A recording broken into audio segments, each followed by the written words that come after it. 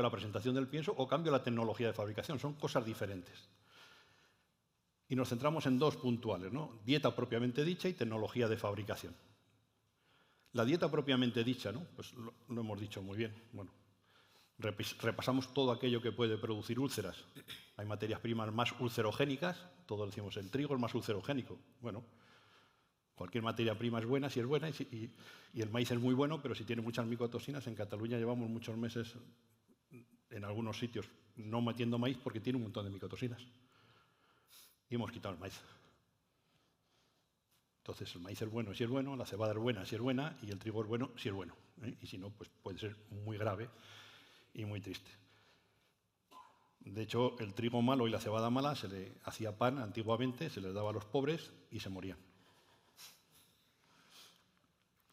Entre otras cosas porque tenían alcaloides pirrolicidínicos, porque estaban contaminados con plantas de senecio que se llamaba seneciosis y producía una lesión que es una hepatitis, esa lesión que ven ahí, una hepatitis primaria. Hay hepatitis primarias, secundarias, degenerativas, hay 4 tipos de hepatitis. En humana las hepatitis primarias están relacionadas directamente con úlceras gástricas, porque produce una labilidad de los vasos sanguíneos del estómago y se rompen. Una persona con una cirrosis muy avanzada, un problema hepático grave, pues, el médico sabe que se va a morir al día siguiente si el día anterior vomita sangre. Directamente, por una labilidad de los vasos sanguíneos. Bueno, contaminaciones. ¿Había micotoxinas? Sí, había micotoxinas. Más o menos micotoxinas, de un tipo o de otro. ¿Conocemos todas las micotoxinas? Es otra pregunta que nos hacemos. ¿Todas? ¿O nos faltan micotoxinas que conocer que nos complican este problema? ¿No? Insecticidas. También hay unos cuantos. Pero es que además todas estas insecticidas, micotoxinas, plaguicidas, factores antinutricionales, hepatotóxicos, no solamente causan la lesión hepática, sino que además, como bien ha dicho Domingo, además de reducir el efecto de la vitamina E que ya tengamos puesta, es que reducen la absorción de la vitamina E. Si tenemos cualquiera de eso, se reduce mucho la absorción de vitamina E. Con lo cual tenemos dos problemas, ¿no? Y alguno decía, bueno, he hecho un poco más de vitamina E y se resuelve. No necesariamente, ¿no? Porque si el problema sigue, nutricionalmente tenemos problemas.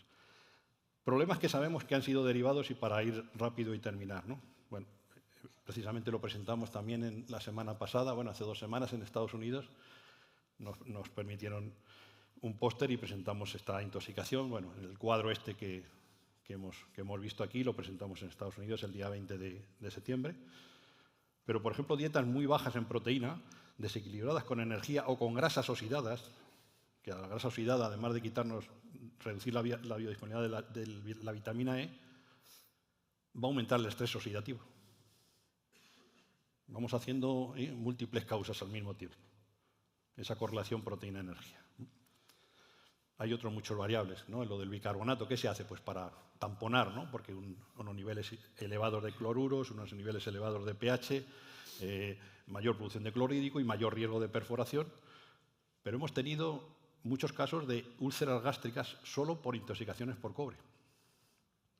Prueben a echarle 500 ppm de cobre al pienso. Y en 2 semanas se muere la mitad del cebadero.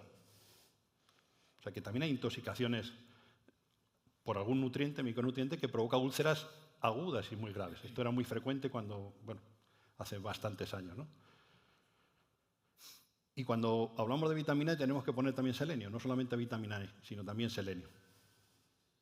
Porque si no, no se va a absorber bien, no vamos bien, ¿no? No gastemos vitamina. Bueno, el que está aquí es mi padre, ¿eh? Claro, esto no pasaba cuando mi padre vivía, porque el tío veía la cebada antes de cosecharla.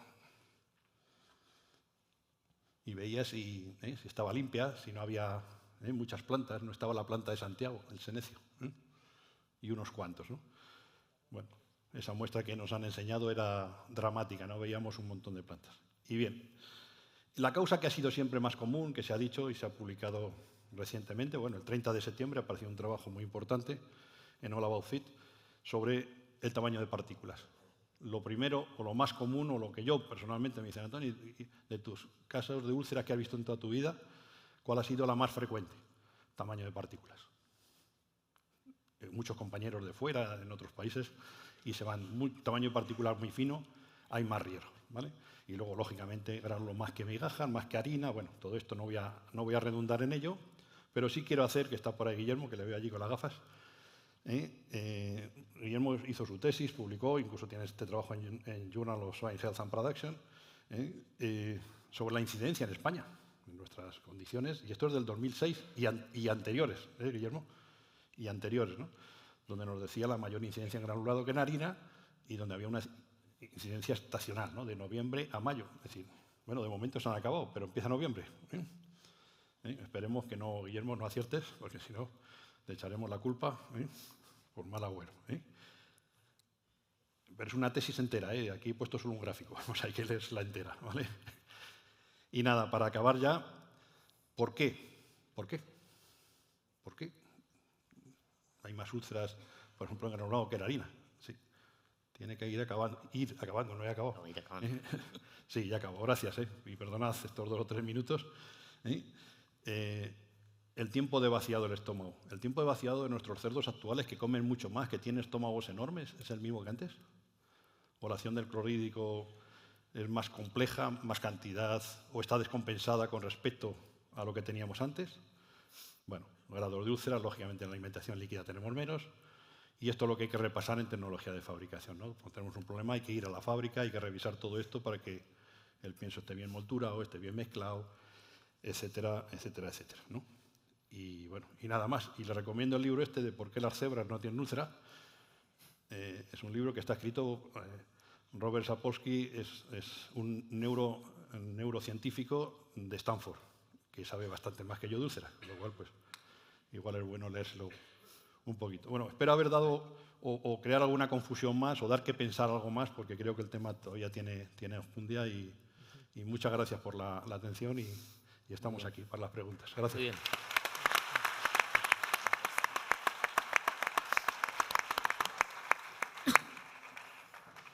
Bueno, pues muchas gracias por las 4 charlas, unas más prácticas, otras más teóricas. Me ha gustado mucho, sobre todo porque han terminado las 4 como las buenas películas de terror. Es decir, ya sabemos lo que es, pero puede haber algo más.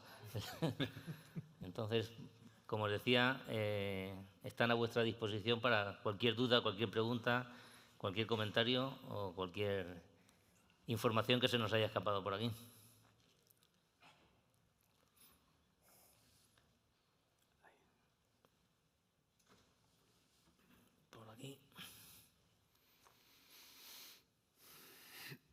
Buenos días. Antes que nada, decir que mi nombre es Francisco García Marín, Universidad de León. En anatomía patológica yo he estado 8 años fuera de la profesión, vamos a decirlo así, por otras razones. Al incorporarme como ahora, ya en septiembre en este congreso, me llevo algunas sorpresas. Yo me he dedicado al diagnóstico toda mi vida. Es realmente mi pasión. A mí me preguntan, ¿tú tienes algún hobby? Sí. Entonces, Entonces, el tema de úlcera porcina, yo me gustaría hacer alguna pregunta y luego hacer una apreciación de lo que se ha dicho. Las preguntas son, las lesiones, el hígado que has mostrado, Carrión, creo que ¿era de este caso? Sí. Sí, en ese caso ya se ve que hay una cirrosis hepática, así, a simple vista. Ese aspecto que tiene, ondulado, el punteado blanquecino y tal, se ha llevado varios días de lesión. Un tipo de cirrosis. ¿Se determinó la lesión? Sí, se envió al CRESA y hicieron allí un estudio anatomopatológico. ¿Y no lo asociaron a alcaloides pirrocilinílicos? Se ha hablado aquí, por lo que habéis hablado. Sí, específicamente se dijo, simplemente hicieron una mera descripción histopatológica, en su caso. De esas que yo personalmente odio, pero bueno, yo me dedico a eso. Entonces, es que... vamos a ver, las aflatoxinas producen una lesión muy semejante a los alcaloides, pero hay un punto diferencial, que dices, estos son alcaloides pirrocilinílicos. A mí me ha tocado verlos en rumiantes, por senecio fundamentalmente, y en caballos, también por senecio. Me parece impresionante lo que habéis contado aquí, ya me he hablado antes con algunos de los que estáis ahí, y me ha parecido, vamos, increíble ese caso, el caso que tenéis. Hay una apreciación. Primero, cuando has mostrado y no quiero encenderme mucho, pero bueno, cuando has mostrado la clasificación basada en los estudios daneses, en su día, de las úlceras, tal has dicho el nivel 0, este no tiene nada. Ese nivel 0, que fue muy criticado por los mismos patólogos, anatopatólogos, ese nivel 0 decía menos del 20% de queratinización. Resulta que el esófago y parsa esofágica, que es lo mismo, el epitelio, es un epitelio de transición, etcétera, etcétera, no está queratinizado. De normal no está queratinizado. Luego, si está ya queratinizado, es que ha habido 2 alteraciones previas. Y luego, una cuestión en este sentido, es que tenemos claro, algunos, desde hace 40 años y en estudios, que sí que tiene un origen genético, cuidado. Luego tiene que haber un desencadenante, que la epiteliogénesis imperfecta que es congénita, ya la tienen, se lo van a padecer desde el primer día de vida, leve. Y a partir de ahí se desarrolla la queratinización, que puede aparecer clínica o no. Tiene que haber luego un desencadenante. Pero esto es así. Lo de los piensos molturados, muy finos y tal, que ha dicho Antonio, creo, ¿sí? es la causa más comúnmente afectada, la vitamina E lo que influye, etcétera. Pero tiene que haber. Y uno de lo que más produce úlcera gástrica porcina es no sé el nombre, pero digamos el retroceso de la bilis, que normalmente solo está en pequeñas cantidades en la zona fúndica. Un hígado de esas características produce hipersecreción biliar. No sé si por ahí iban los tiros. Yo antes, cuando he hablado, lo primero que les he preguntado, ¿había lesión hepática? Cuando me han hablado de alcaloides y tal, por el tema de esa reversión. Entonces, puede ir por ahí. Y luego, las úlceras de la parsa esofágica porcina es un síndrome de úlcera porcino. Nada que ver con la zona glandular, ni con zonas glandulares, ni con Helicobacter pylori, ni con nada de eso. Eso es otro tema. El epitelio glandular es una cosa y esto es otra. Y se produce ese síndrome, desgraciadamente, en los cerdos. Y sí que me he encontrado yo en ocasiones ligados más que a raza, a estirpe o a línea o tal, que había más en unas, y con esa lesión que te digo en el primer día de vida, incluso sin haber ingerido alimentos. Pero bueno, son cosas que, cuando vi que había esto en este congreso, yo me puse muy contento porque digo, vamos a ver de qué va, y luego me quedé impresionado. Muchas felicidades a todos lo que habéis presentado. Yo todavía no salgo de mi asombro que se haya producido un caso de estas características. Y bueno, si vale para algo, simplemente a esto, porque ya me has respondido que sí se hizo histologías. Sí. Bueno, venga, muchas gracias. Por aquí. Yo quizás comentar una cosa. El tema de coger la graduación de 0, 1, 2, 3, al final tienes que hacerlo de forma práctica. Obviamente vas a un matadero exacto, y no puedes hacer un estudio anatomopatológico, pero es bueno hacer la reflexión, sin duda. Sí. Julián, yo hacer un comentario también. Sí. Muchas gracias por las aportaciones. Sí que había regurgitaciones. Nos encontrábamos con bilis que ascendían al estómago, y había en los estómagos, cuando abríamos, además de sangre, había bilis. ¿Bilis es el mayor productor de úlceras? Sí. Pues sí que, respondiéndole al comentario oportuno, en la mayoría de los casos, y además había cierta histericia. En muchos cerdos, además de muy anémicos, estaban también muchos histéricos que no histéricos.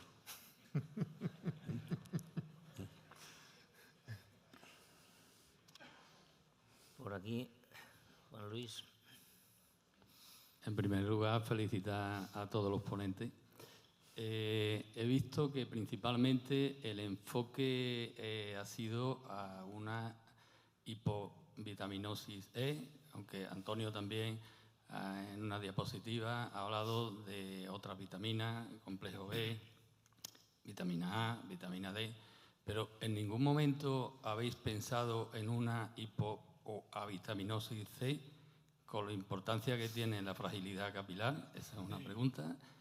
En segunda cuestión es, ¿habéis valorado la influencia en esa sospecha común ligada a alguna fábrica de pienso del tipo de secuestrante de toxina preventivo o de tratamiento que estaban empleando para los cereales? Y me explico. Normalmente, ante patología derivada de micotoxicosis, cuando acudimos o tenemos diagnosticado ya la certeza del problema, la causa ya no está. El cereal que ha causado todos esos trastornos ya ni está en la fábrica ni está en la granja. Pero hemos conseguido diagnosticarlo con las muestras testigos que teníamos en la fábrica. La reacción más inmediata es: vamos a tratar con secuestrantes de toxina, y siempre, como ahí tiramos a lo grande, tiramos por gordo, en vez de dosificar, si la dosis es te digo, a 100 ppm, pues nada, utilizamos a 200. Muchos secuestrantes de toxina son tan inespecíficos, tengo algunos casos consecuentes de estos tratamientos, que no solo secuestran las toxinas, secuestran también vitaminas y otros micronutrientes. ¿Habéis valorado también esa cuestión? Lanzo las dos preguntas a la mesa. Bueno, yo te voy a contestar más bien a la segunda. ¿Contestar tú algo? Y más bien te lo contesto en cuanto a la experiencia práctica.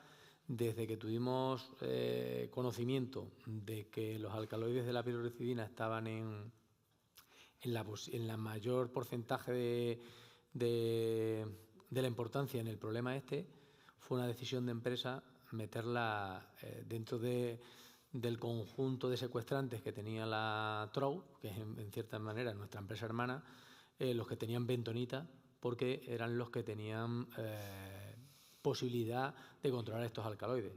Sí que es verdad que anterior a esto no utilizamos este tipo de bentonita, utilizábamos otro, y desde que hicimos las dos acciones, reducir trigo y cebada y utilizar bentonita, la verdad que fue directamente quedando casi que a cero el problema. Es verdad que los cebaderos que daban guerra eran los que ya tenían un histórico que eran crónicos. Entonces, eso es lo que te puedo contestar desde la experiencia práctica de que nosotros hemos puesto. El tema de la correlación de algunos secuestrantes con las avitaminosis, pues si te digo algo te miento, porque me lo voy a inventar. Entonces, a nivel sincero, te digo lo que sé. Y a ver, Juan Luis, yo lo único comentar una cosa. El problema era tan genérico que al final pensar en sobredosificación de algún tipo de secuestrante y demás, eso te puede dar algún problema puntual en algún momento, pero no como algo genérico. Y lo de la vitamina C, al final, digamos, ahí los correctores revisamos cuestiones y en general vitamina C no le añadimos a los correctores de crecimiento sebo, no se le suele añadir. Que a lo mejor hubiese ayudado, pues seguramente hubiese ayudado, pero un corrector normal sí no miramos vitamina C simplemente porque en muchos casos no se añadía. Sí, bueno, Juan Luis, gracias por las dos preguntas tan concretas. Vitamina C. En cerdo de engorde, las materias primas cubren perfectamente las necesidades hasta donde sabemos. Sí hicimos con dos empresas, con dos fábricas, añadimos 200 ppm de ácido ascórbico y lo único que hicimos es gastarnos dinero. No vimos nada, absolutamente nada. Y con respecto a los secuestrantes de micotoxinas, pues bueno, todos sabemos hay una gama enorme de ellas, no todos secuestran todo, ni todas las micotoxinas, y otros a dosis muy altas pueden secuestrar nutrientes, sí lo sabemos, ¿no? Y micronutrientes. Pero lo que sí que es cierto es que, igual que bien comentaba ahora Luis Alberto, ¿no? En algunas fábricas el uso de algún secuestrante, no voy a dar nombres comerciales, lógicamente, no creo que deba hacerlo aquí, sí que tiene efecto también en secuestrar alcaloides.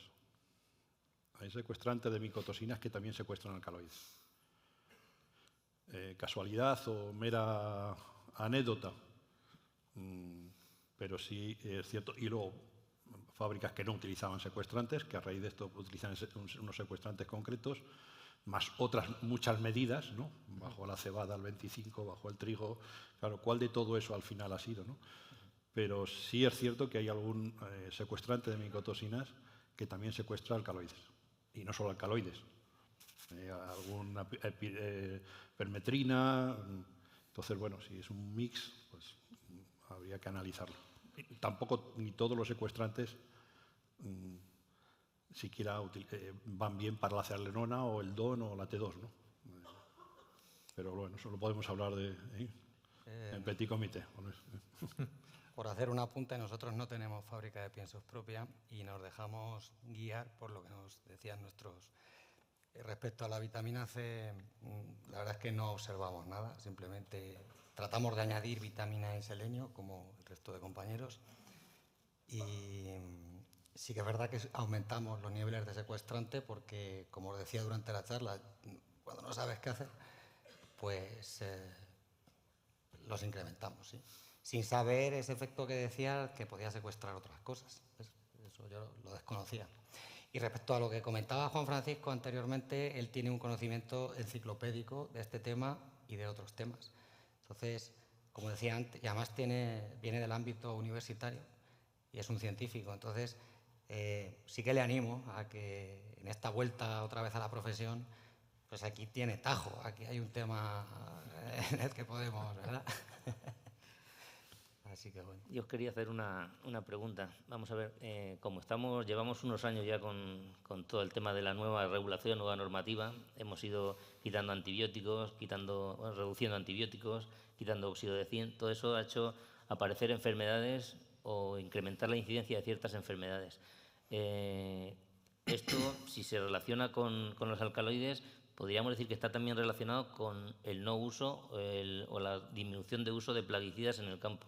Quiere decir que todas las nuevas regulaciones que estamos haciendo pueden hacer que aparezcan, lo que os he dicho al principio, sorpresas que no estábamos acostumbrados a ver. El otro día, hablando con un transportista, me dijo, cuando se empiece a aplicar la nueva normativa de transporte, veréis cómo se va a multiplicar la incidencia de jamones rotos, porque los animales, al tener menor densidad en los camiones, va a haber más golpes. Es decir, toda la nueva regulación, ¿vosotros creéis o cómo veis vosotros que nos va a incidir en incremento de patologías que ya tenemos o aparición de enfermedades que no conocíamos como esta? Esta mañana se habla mucho de competitividad, se habla mucho de productividad. Este chico que ha hablado antes que nosotros es chileno. Chile creo que es de los 20 o 25 países que junto a Sudán del Sur, Siria, Corea del Norte y otras democracias modernas no han suscrito aquello de la Agenda 2030. Que aquí en Europa es algo que está con calzador prácticamente en todos los ámbitos. Como dicen los cursis, es una política transversal, ¿no? Que todo lo ha... Entonces, con eso puedes quedar, Julián. Es decir, sí, claro que vamos a tener nuevas enfermedades, que lo que van a hacer es mermar nuestra competitividad. Y bueno, pues tendremos que ser más finos los técnicos, tendremos que llegar a mejores diagnósticos. Tampoco está muy claro cómo tenemos que actuar a nivel de campo hoy en día, con todas estas cosas, con las restricciones en el mundo de los antibióticos.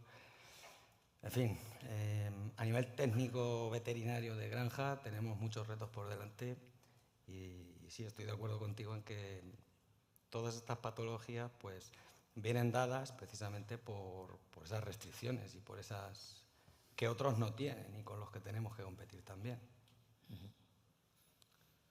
Muy bien. Sí, yo si quieres, para ser muy breve, igual que me he alargado ahora, muy sencillo. ¿Va a influir? Sí. Seguro, ¿no?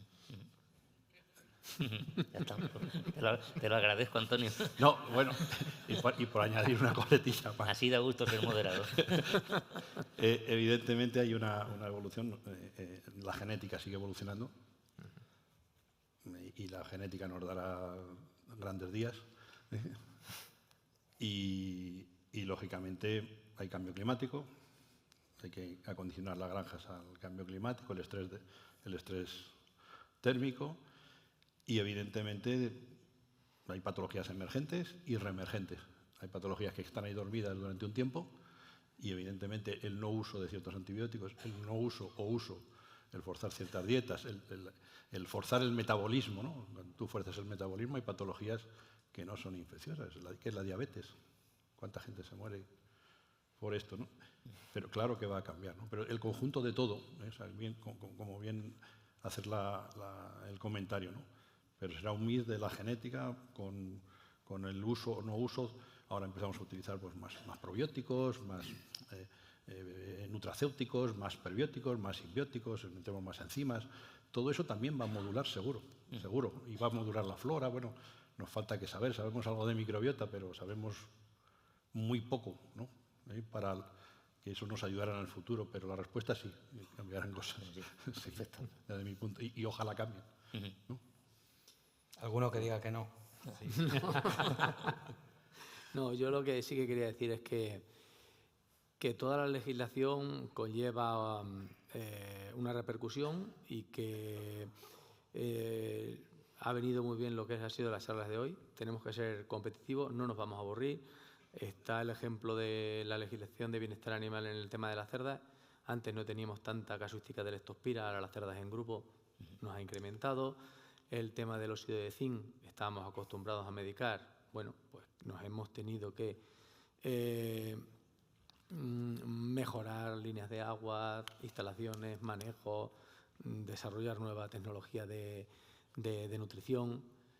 El futuro que hemos estado hablando esta mañana a nivel de sanidad, está cambiando la producción porcina con esta cepa rosalía, manejo en bandas a 5 semanas. ¿Qué nos dará? Bueno, pues será un reto nuevo para los técnicos del día de mañana tener lotes más grandes, poder hacer una nutrición diferenciada a nivel de sexo. O sea que yo creo que no nos vamos a aburrir. Qué bien. Va por ello. Domingo.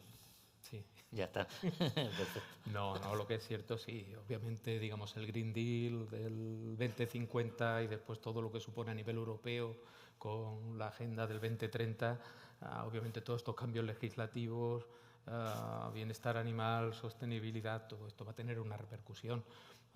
Utilización de antibióticos, óxido de zinc, líneas hiperprolíficas. Al final estamos teniendo unos animales que evolucionan, la evolución genética, como decimos, cambia la genética, cambia el ambiente, cambia la legislación y todo eso yo creo que al final la repercusión va a ser que tenemos que tener a los veterinarios más preparados que nunca para afrontar retos.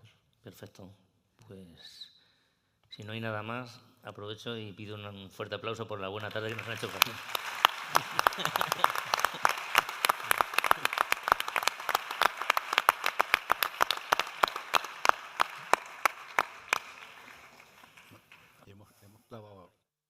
No. Ahora nos dirá la organización qué es lo que tenemos que hacer. Si tenemos que tomar café o nos vamos. No hay café.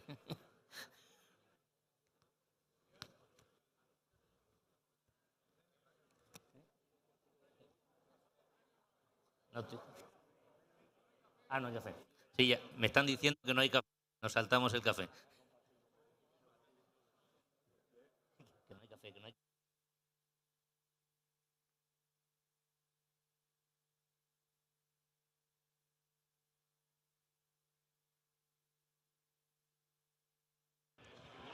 Bueno, antes de que os vayáis todos, Antonio, antes de que os vayáis todos, me vais a permitir que nombre a la gente que ha ganado el premio con los pósters presentados. Se ha dado 2 tipos de premio. Uno es al mejor póster de investigación y otro al mejor póster clínico. Al mejor póster de investigación ha sido el premiado Guillermo Moreno.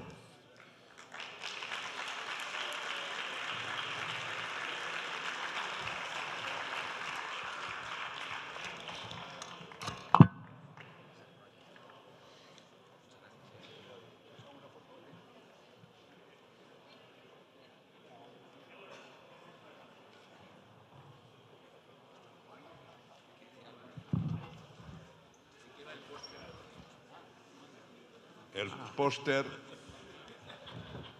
lo van a sacar aquí. A ver. El título del póster, que no lo he dicho, es Influencia del peso al nacimiento y la ingesta de calostro en la supervivencia y crecimiento de los lechones en lactación. Felicidades. Y el póster, o el premio al mejor póster clínico ha sido Diarreas neonatales en porcino, un abordaje práctico. Y se le ha concedido a Andrea Martínez.